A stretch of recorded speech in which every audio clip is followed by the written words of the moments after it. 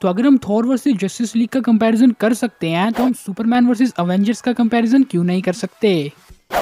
तो जनरल जोड की नेक को ब्रेक करना, स्टेफन वुल्फ को गंदे कपड़ों की तरह धोना, फ्लैश की स्पीड को डिटेक्ट करना और एक न्यूक मिसाइल को सरवाइव करना, ये सब चीजें ही हमारे सुपरमैन को सुपरमैन बनाती है। तो आज के इस वीडियो में हम सुपरमैन का कंपैरिजन एक एक करके मेन 6 अवेंजर से करेंगे, इनके बैटल को एनालाइज करेंगे और फिर उसी के बेसिस में विनर डिसाइड करेंगे। तो यहाँ पे मैं एक और बात ऐड करना चाहूंगा कि ये कंपैरिजन सिर्फ मूवीज के बेसिस में ही होगा। अब ये सेम बात मैंने 3 बार इसीलिए कही क्योंकि पिछले कुछ वीडियोस में कुछ कैरेक्टर्स के आप उन फीट्स को पॉइंट आउट कर रहे हो जो काम उन्होंने कॉमिक्स में किए हैं, इसीलिए मैं पहले ही बता रहा हूँ कि हम कंपैरिजन सिर्फ मूवीज के बेसिस में करेंगे। तो फटाफट से कैप्टन की शील्ड को थ्रो करके चैनल को सब्सक्राइब कर लो ताकि आप सुपर हीरो स्टूडियोज का एक सुपर मेंबर बन पाओ।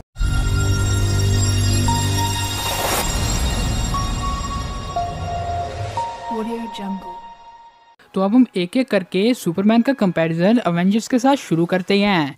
Number 1, Superman versus iron man. तो सुपरमैन वर्सेस आयरन मैन की फाइट एकदम डिट्टो होगी सुपरमैन वर्सेस बैटमैन की फाइट से, जहाँ पे प्रिपरेशन टाइम का विनर आयरन मैन होगा और नॉन प्रिपरेशन टाइम का सुपरमैन होगा। क्योंकि बैटमैन वर्सेस सुपरमैन में भी बैटमैन को प्रिपरेशन टाइम मिला, उसने उसका फायदा उठाया और उसके बाद क्रिप्टोन को भी ढूंढा।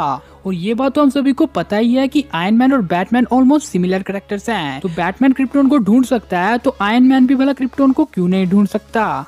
इसीलिए मेरे अकॉर्डिंग प्रिपरेशन टाइम का विनर आयरन मैन होगा। लेकिन जहाँ तक बात आएगी नॉन प्रिपरेशन टाइम की, तो वहाँ पे सुपरमैन इस बैटल को जीतेगा। क्योंकि अगर आयरन मैन को एक एलियन यानी सुपरमैन के खिलाफ प्रिपरेशन टाइम नहीं मिलता है तो उसे पता ही नहीं होगा कि सुपरमैन को हराया किससे जा सके। तो इस पॉइंट में तो क्लियरली विनर सुपरमैन होगा। लेकिन प्रिपरेशन टाइम में आयरन मैन के चांसेस बन सकते हैं अगर वो क्रिप्टोन को ढूंढ निकाले। नंबर 2, सुपरमैन वर्सेस वर्दी कैप्टन अमेरिका। तो जब भी हम वर्दी कैप की बात करते हैं तो जो चीज हमारे मन में सबसे पहले आती है वो है थॉर की पावर। क्योंकि जैसा कि हमने अवेंजर्स एंड गेम में देखा कि कैप ने म्योनिर उठाया, लाइटनिंग मैनिपुलेशन का इस्तेमाल किया, इसकी वजह से वो वर्दी बने। तो ये बात तो सही है कि कैप के पास थॉर की पावर्स हैं, लेकिन यहाँ पे ये बात भी ध्यान देने वाली है कि कैप के पास भले ही थॉर की पावर्स हो लेकिन उनके पास थॉर के फिजिकल पावर्स नहीं है। तो अगर कैप के पास थॉर के फिजिकल पावर्स नहीं है तो सुपरमैन की फिजिकल पावर्स कैप से बहुत ही ज्यादा हो जाएंगी। जैसे सुपरमैन की स्ट्रेंथ, ड्यूरेबिलिटी, स्पीड और रिफ्लेक्सेस। और ये बात मैं हवा में नहीं कर रहा, इन सब पावर्स के बहुत से फीट्स हमें मूवीज में दिख चुके हैं।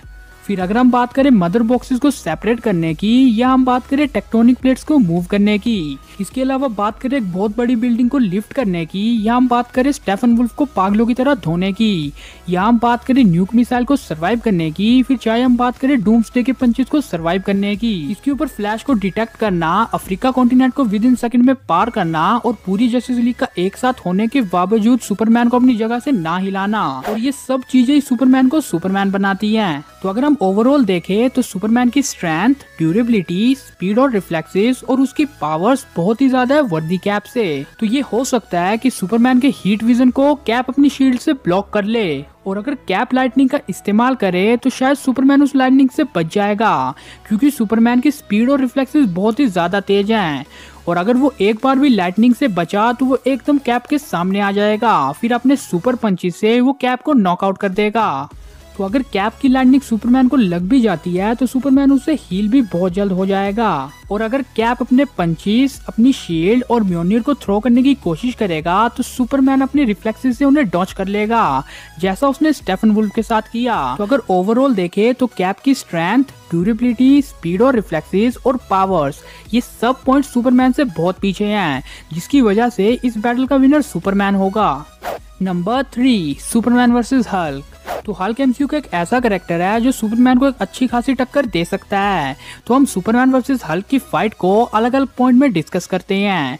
Number 1, strength. तो जहाँ तक स्ट्रेंथ की बात आती है तो सुपरमैन की स्ट्रेंथ हल्क से बहुत ही ज्यादा आगे है, मतलब बहुत ही ज्यादा आगे। क्योंकि बैटमैन ने ये खुद कहा था कि सुपरमैन एक प्लेनेट के जितना पावरफुल है।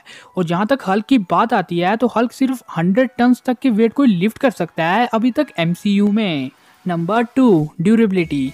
तो जहाँ पे सुपरमैन को क्रिप्टोन से हर्ट किया जा सकता है वहीं पे हल्क को किसी भी चीज से हर्ट नहीं किया जा सकता। और सेकंड बात कि सुपरमैन के पास रीजनरेटिव हीलिंग फैक्टर नहीं है, लेकिन हल्क के पास रीजनरेटिव हीलिंग फैक्टर है। यानी कि वो अपने छोटे से छोटे ऑर्गन से भी पूरा रीजनरेट हो सकता है। लेकिन अगर यही हम सेम सुपरमैन की बात करें तो वो ऐसा नहीं कर पाएगा, जिसकी वजह से ड्यूरेबिलिटी में ज्यादा आगे हल्क रहेगा। Number 3, speed and reflexes. तो इस पॉइंट का आंसर तो शीशे की तरह एकदम क्लियर है कि ये पॉइंट सुपरमैन को ही जाएगा। सुपरमैन की स्पीड और रिफ्लेक्सेस हल्क से बहुत ज्यादा हैं। फिर चाहे हम बात करें अफ्रीका कॉन्टिनेंट को विद इन सेकंड में पार करने की, या हम बात करें फ्लैश की स्पीड को डिटेक्ट करने की। Number 4, powers. तो पावर्स पॉइंट भी क्लियरली सुपरमैन को मिलेगा, क्योंकि सुपरमैन के पास हल्क के कंपैरिजन में ज्यादा पावर्स हैं। क्योंकि जहाँ पे हल्क के पास सिर्फ उसकी स्ट्रेंथ है, वहीं पे सुपरमैन के पास उसका heat vision, X ray vision, super speed, flight और सुपर ब्रीथ की एबिलिटी है। और ये सब बातें ही सुपरमैन को इस पॉइंट में इतना आगे कर रही हैं। तो अगर हम ओवरऑल देखें तो भले ही हल्क कितनी भी ताकत लगा ले, लेकिन इस फाइट का क्लियरली विनर सुपरमैन होगा। पहली बात कि सुपरमैन की स्ट्रेंथ बहुत ही ज्यादा है हल्क से। जिस स्टेफन वुल्फ के सामने पूरी जस्टिस लीग भी नहीं टिक पा रही थी, सुपरमैन के कुछ पंचेस से ही उसकी फट के 4 हो गई थी। और सेकंड बात आएगी कि हल्क का एक भी पंच सुपरमैन को टच भी नहीं कर पाएगा, क्योंकि वो स्टेफन वुल्फ के पंचेस को इतनी इजीली डॉज कर रहा था, तो वो हल्क के पंचेस को भी इतने इजी डॉज कर लेगा। एंड थर्ड, उसकी पावर्स। और ये तीनों चीजें काफी हैं हल्क को ब्रूस बैनर में कन्वर्ट करने की। और वैसे भी एमसीयू वालों की कुछ पर्सनल दुश्मनी है हल्क के साथ, जो उसे हर एक मूवी में कमजोर करते जा रहे हैं। हो सकता है इन फ्यूचर हमें वर्ल्ड ब्रेकर हल्क देखने को मिले, लेकिन तब तक इस फाइट का विनर सुपरमैन ही रहेगा। तो फाइनल फाइट में जाने से पहले मैं आपको एक चीज बता दूं कि यहाँ पे हमने सुपरमैन का कंपैरिजन ब्लैक विडो और हॉकाई जैसे कैरेक्टर से नहीं किया, क्योंकि इनका आपस में कोई कंपैरिजन ही नहीं बनता है। और जहाँ तक बात आती है एमसीयू के बाकी कैरेक्टर्स की, like doctor strange, captain Marvel and Scarlet Witch, तो उन्हें भी मैं यहाँ पे ऐड नहीं करूंगा, क्योंकि इनको एक वीडियो में डिस्कस करना बहुत मुश्किल है। तो अगर आपको इनके ऊपर भी एक सेपरेट वीडियो चाहिए तो आप हमें कमेंट में जरूर शेयर कर देना। इसके ऊपर थॉर वर्सेस जस्टिस लीग में भी मैंने मेन जस्टिस लीग के मेंबर का ही थॉर से कंपैरिजन किया था। तो अगर आपको थॉर वर्सेस जस्टिस लीग का भी वैसा वीडियो चाहिए तो आप हमें कमेंट में जरूर बताना। तो finally number 4, Thor versus Superman. तो सुपरमैन वर्सेस थॉर की फाइट मैं बहुत बार कर चुका हूँ, लेकिन हर बार मैं यही कहता हूँ कि आप सब लोग अपना ओपिनियन कमेंट में शेयर कर दो। लेकिन इस बार हम इनकी फाइट का छोटा सा ब्रेकडाउन करते हैं। छोटे से ब्रेकडाउन से मेरा कहने का मतलब है कि मैं सिर्फ रिजल्ट बताऊंगा, क्योंकि अगर हम इन दोनों कैरेक्टर्स का एक बड़ा शोडाउन कराने बैठे तो इस वीडियो को बहुत ज्यादा देर हो जाएगी। हम थॉर वर्सेस सुपरमैन के ऊपर किसी और दिन डिटेल में बातें करेंगे, जहाँ पे हम इनका मूवीज और कॉमिक्स दोनों के बेसिस में कंपैरिजन करेंगे। तो अगर एमसीयू थॉर और डीसीयू सुपरमैन की फाइट होती है तो इस फाइट का रिजल्ट डिपेंड करेगा सन पे। तो अगर सन होगा तो यहाँ पे सुपरमैन के चांसेस ज्यादा रहेंगे, लेकिन अगर सन नहीं होगा तो वहाँ पे थॉर इस बैटल को जीतेगा। और अगर थॉर की फाइट हुई तो थॉर डार्क क्लाउड्स का इस्तेमाल कर देगा सन को ढकने के लिए। लेकिन तब भी हम सुपरमैन को अंडर एस्टिमेट नहीं कर सकते, क्योंकि उसकी स्पीड इतनी ज्यादा है कि वो कुछ ही सेकंड्स में सन के पास पहुंच जाएगा। और अगर सुपरमैन ने ब्लैक सूट पहना हो तो वो अपने आप को बहुत ही ज्यादा जल्दी हील भी कर लेगा। तो हमने इतना कुछ ऐड किया तो हम इस बात को भी नहीं भूल सकते कि थॉर अपने स्टॉर्म ब्रेकर से बायफोर्स को समन कर सकता है। तो ये पॉसिबिलिटी भी बन सकती है कि थॉर सुपरमैन को एक ऐसे प्लेनेट में टेलीपोर्ट कर दे जहाँ पे सन का नामो निशान ना हो। तो इस केस में थॉर इस बैटल को जीतेगा। और अगर बैटमैन ने ये कहा था कि सुपरमैन एक प्लेनेट के जितना पावरफुल है, तो वहीं पे बायफोस्ट एक पूरे प्लेनेट को डिस्ट्रॉय कर सकता है, जैसा कि हमने थॉर मूवी में भी देखा था। लेकिन एक बात ये भी आती है कि बायफोस्ट को प्लेनेट डिस्ट्रॉय करने में बहुत ज्यादा टाइम लगता है। तब तक सुपरमैन अपनी सुपर स्पीड का इस्तेमाल करके उस प्लेनेट को एस्केप भी कर लेगा। तो अगर सुपरमैन किसी तरह से लीड बना सकता है और वो थॉर को सन के पास ले जाए तो वहाँ पे सुपरमैन के जीतने के चांसेस ज्यादा हो जाएंगे। लेकिन थॉर के एडवांटेजेस थोड़े ज्यादा हैं। डार्क क्लाउड्स को फॉर्म करना और उसे ऐसी जगह टेलीपोर्ट करना जहाँ पे सन का नामो निशानी ना हो। तो ओवरऑल मुझे यही लगता है कि अगर ये बैटल सन के पास होता है तो वहाँ पे सुपरमैन के चांसेस बन सकते हैं।